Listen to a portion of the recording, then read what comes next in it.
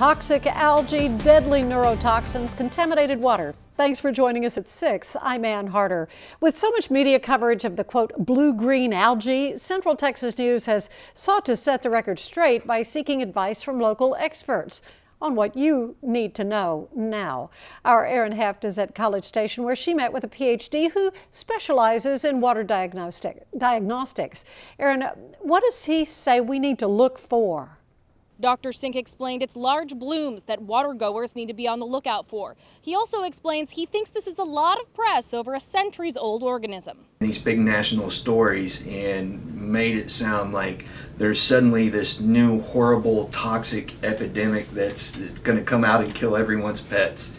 But that's simply not the case at all. Having been around for hundreds of years, cyanobacteria is nothing new. There's hundreds of species worldwide.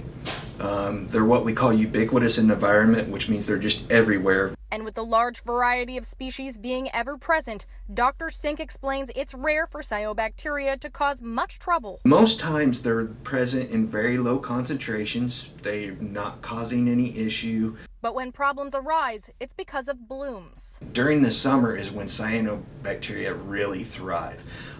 Dry, hot conditions, because there's not a lot of fresh water coming in, flushing it out. Saying that during bloom scenarios, the bacteria can sometimes produce a toxin to ward off its predators and ensure its own survival. He suggests looking for and staying out of water with surface scum, any blue-green tint, surface mats, or large irregular egg-shaped clumps. But there is no guarantee that those signs will be present. A rule Dr. Sink says he'd go by is if you wouldn't drink the water, don't let your pets either. And in closing, saying it's not as prevalently dangerous as it may seem.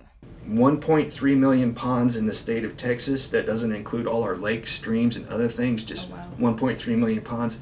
And we only get 6 to 8 cases of livestock-induced deaths a year. Dr. Sink further explained there have been very few human deaths on record from cyanobacteria toxins. He said none of which were in the United States. In College Station, Erin Heft, Central Texas News Now. Thanks, Erin. That helps clarify things for us. Thanks. Well, this week is going to be another hot one.